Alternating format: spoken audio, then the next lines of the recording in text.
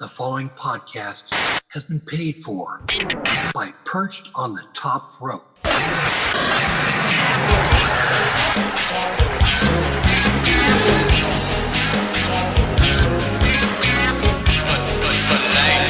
What's up, everybody? It's your boy, the 2010 and 2011 Mr. Puss in Boots, the most entertaining, the most interesting luchador of all professional wrestling, Lucha Lice Dorado. And I'm also the MLW World Middleweight Champion. And you're listening to Perched on the Top Rope.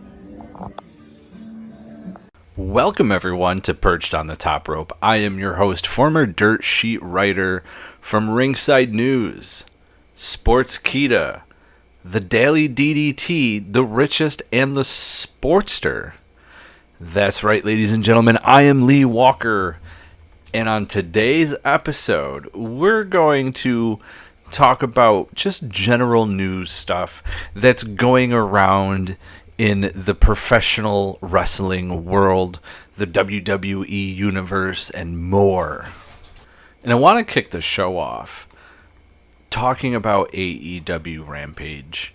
Now, it is a 1-hour show. It is on what I consider a bad time slot, Friday at 10 p.m., and the ratings are showing that because, according to WrestleNomics, AEW Rampage on August 30th drew 218,000 viewers, which is down from the 290,000 viewers that the show scored on August 23rd. This makes the second lowest viewership in AEW Rampage history. Now, there's all sorts of contributing factors to the ratings and the decline. It's various things, really. One of them being, it's like WCW Thunder. You don't have your top stars there. You haven't built the stars up enough on your main show on AEW Dynamite for anyone to really care to watch the show, honestly. Now, I watch the show, or I really should say that it is background noise for me, as Friday nights I am actually dispatching. And one thing I noticed about AEW Rampage, one was Private Party. Now, when the company had first brought them in and had them working with Matt Hardy and everything, and Hardy was a big-time player on Dynamite for a while, I noticed that they were on Rampage. Why? AEW has done a lot of things I really don't understand. And one of them happens to be the lack of building the younger talent.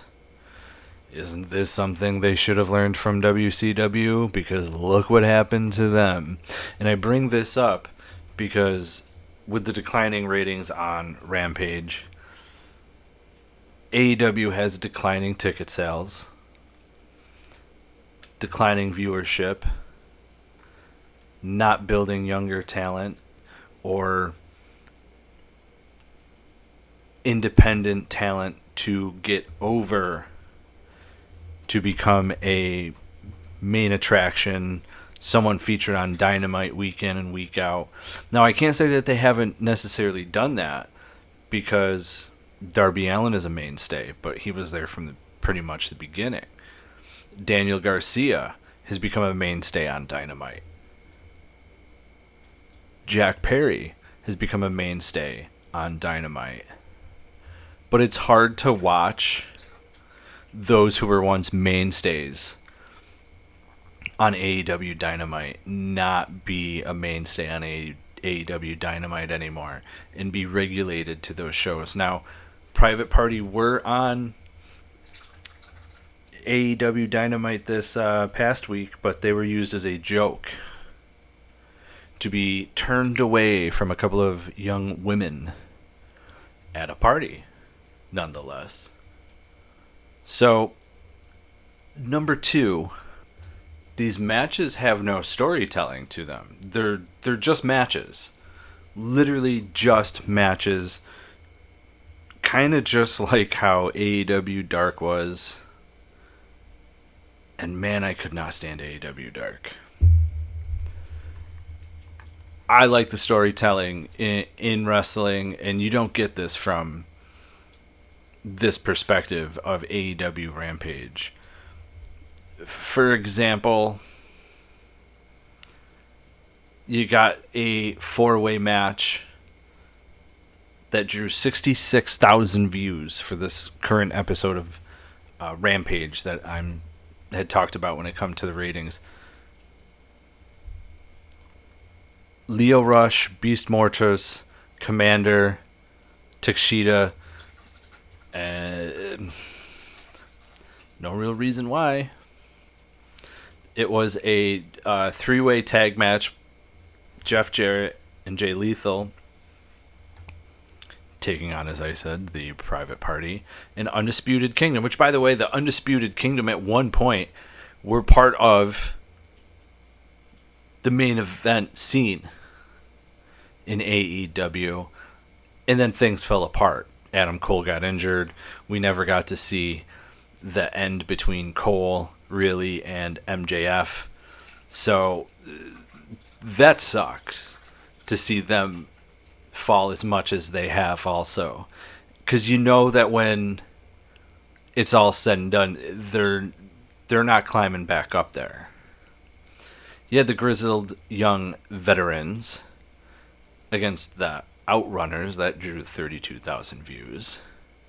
The triple threat tag team match, or whatever you want to call it, 3-way dance, drew 38,000 views. And then Mina Shakirawa,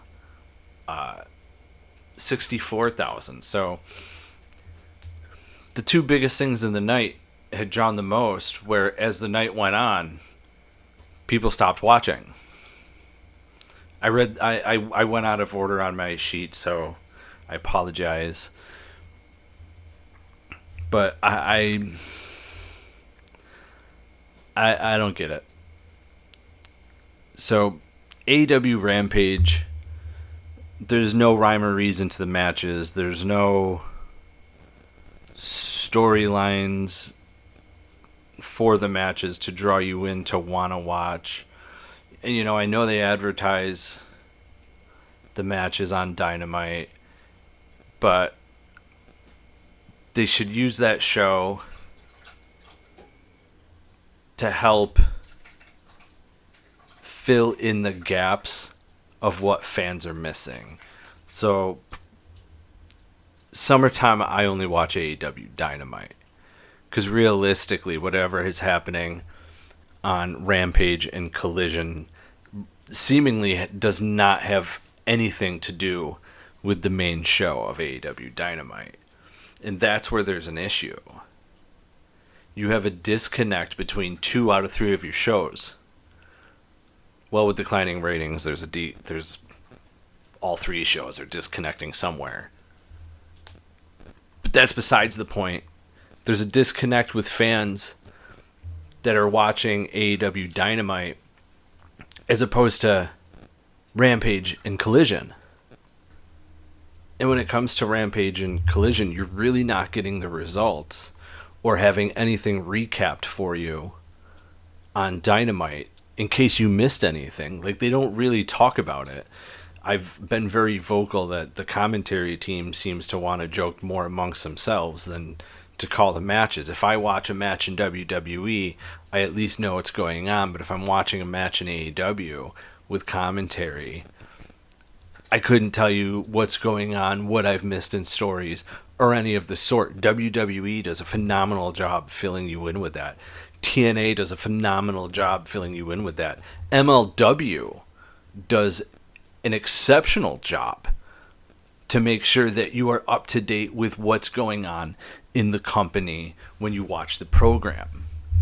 One thing I used to do as a dirt sheet writer was I covered MLW's weekly show, and they do a lot of promos in 1 hour. They get a lot of recapping done in that 1 hour. So if AEW wants to learn anything how to do a 1 hour show, MLW they should really pay attention to, because it could help them in the end. It really could. But while I'm on the topic of AEW, Jamie Hayter revealed to Renee why she was out for so long.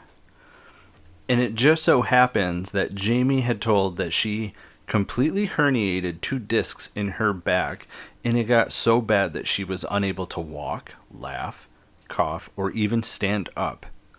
She did say that she was lucky to avoid surgery, but is feeling 200% now. I'm not going to lie, sometimes it's good to miss surgery if not needed, but 2 herniated discs and you're going to go back into professional wrestling. I know that I personally will now never take a bump again or even step on an amateur wrestling mat, because at 39 I've had to have my hip replaced, and I'm only a month away from being 40. I'm not exactly happy about the fact that I had to have the surgery, but 2 herniated discs is no joke. You know, there's a very good chance that it could happen again for her. So I do wish her the best. I will assume that, she did physical therapy and whatever was needed to be done, cortisone shots, take it all. Stem cell injections, take it all. Take whatever you can take. And now I want to make the switch from All Elite Wrestling to WWE, as the big elephant in the room is former Syracuse University, that's right, my backyard, football player and now WWE wrestler Odyssey Jones. Now there is a lot of news going around of Odyssey Jones being removed off the WWE.com roster page, which led to some funny jokes that, hey, I think they accidentally meant to delete Omos, because there was a rumor going around the previous day or that day that Omos had been released from WWE. It was floating around a few Facebook pages, and that drew people to believe that maybe there was a mix-up on the page.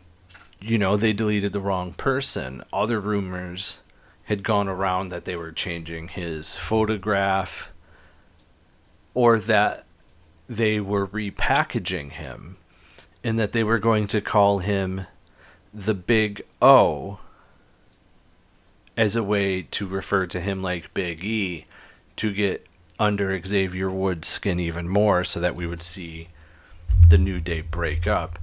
However, we did learn none of that was the case, and especially if it was the Big O, you would see Adam the Big O O'Reiner make a big fuss about that. If you don't remember, used to be former WWE star Matt Cardona, a.k.a. Zack Ryder, woo, his best friend. Now, more details did come out why Odyssey Jones was pulled off the roster page, and more came to light about why he wasn't at Raw previously and why he was not at this week's past Raw. Now, more details of Odyssey Jones' absence had come to light. Sean Ross Sapp of Fightful reports that Odyssey Jones was removed from WWE television when domestic violence allegations had come to light.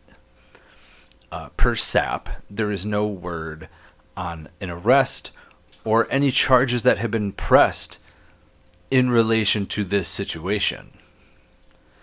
Now, Fightful had reached out to WWE for comment to clarify on Odyssey Jones' status.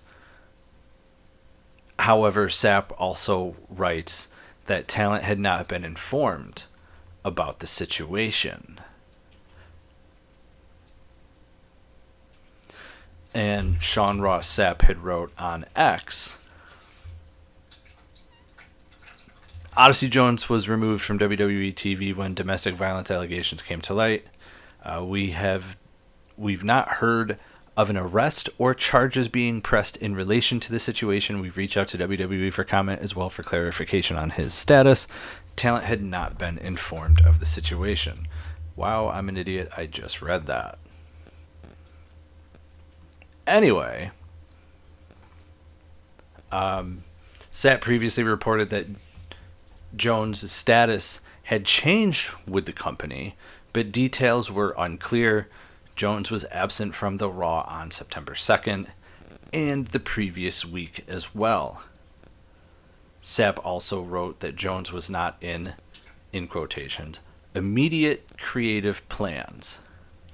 Now, Jones was in a storyline with Kofi Kingston and Xavier Woods, but it has seemingly been dropped. He was not mentioned whatsoever on September 2nd's episode of WWE Raw, and we even saw Kofi Kingston in a little stare down with Gunther on that episode of Raw. However, we did not see Xavier Woods. And even more to clarify, Xavier Woods had tweeted out, "I had nothing to do with this." Now, according to Dave Meltzer, this is a clear sign that Odyssey Jones is going to get released from WWE.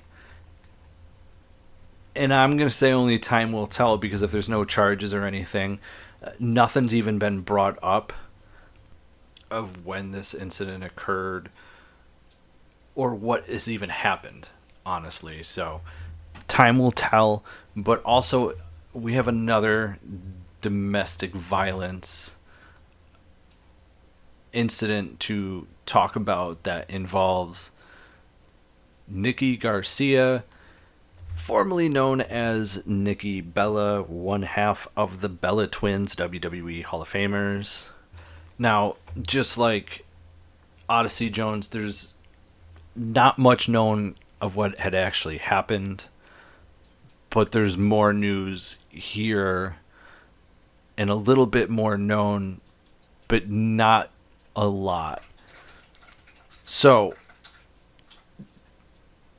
Nikki is married to Dancing with the Stars Artem Chigvonstev.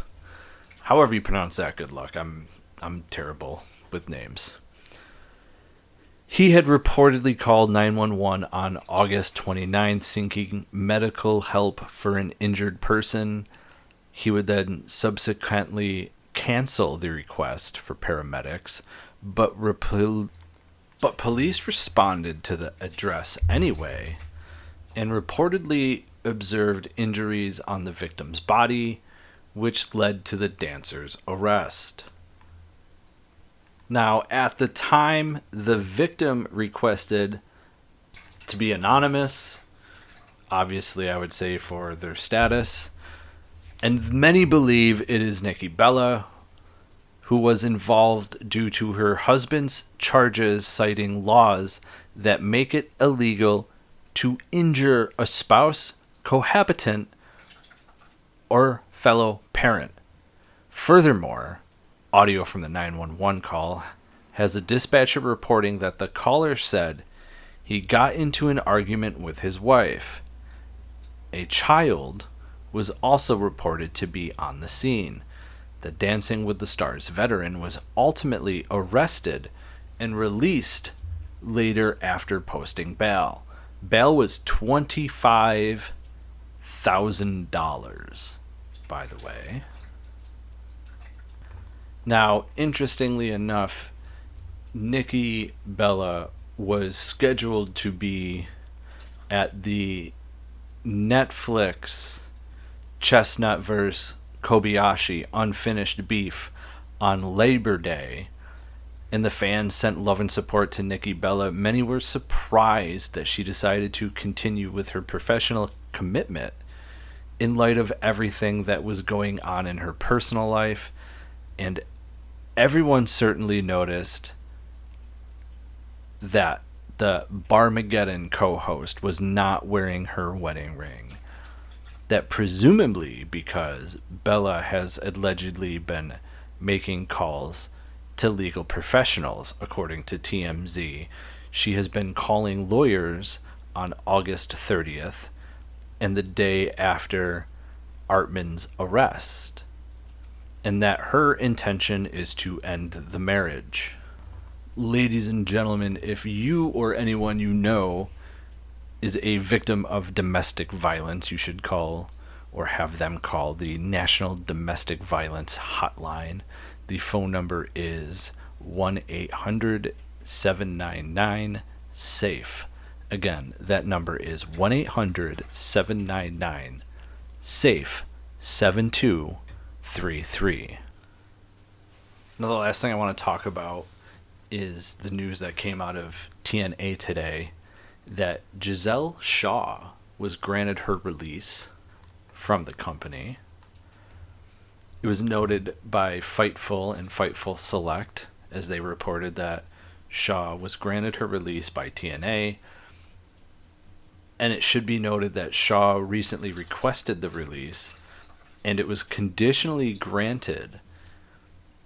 TNA asked Shaw to work the company's most recent tapings in Louisville and to put someone over on her way out the company, which she did, and most wrestlers tend to do when they are on their way out from somewhere. You tend to put over people. It's just what you do back in the day. I don't really know how much it goes on anymore, but that's what you did. Shaw's match was taped this past weekend and will air on TNA Impact in the near future.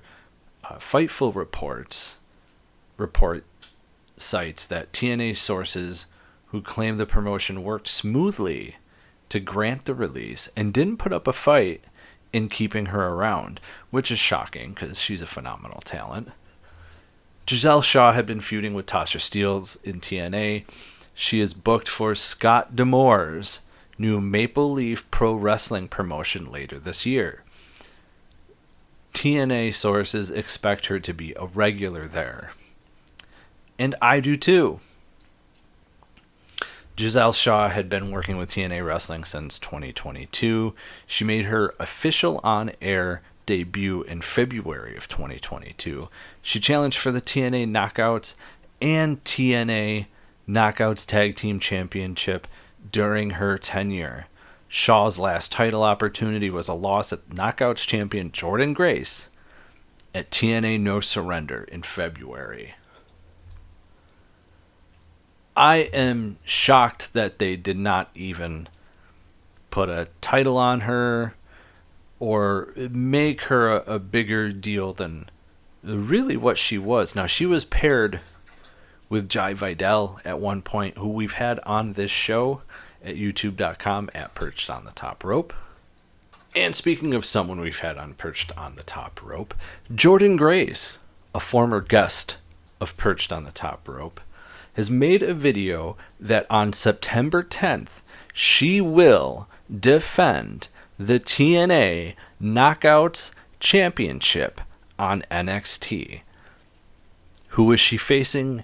No idea. We'll have to wait until Tuesday, September 10th to find out. But in the meantime, folks, why don't you head on over to youtube.com at Perched on the Top Rope or youtube.com/Perched on the Top Rope and become a subscriber. We have awesome interviews with tons of TNA talent. Jay Vidal, Jordynne Grace, Eddie Edwards, Brian Myers, Moose, PCO, Jay Vidal, Alex Shelley, and when Will Ospreay was working with TNA, we had Will Ospreay. And how could I forget Joe Hendry? Say his name and he appears. I believe in Joe Hendry. I believe in Joe Hendry. Say his name and he shall appear. This is Joe Hendry and you are listening to Perched on the Top Rope.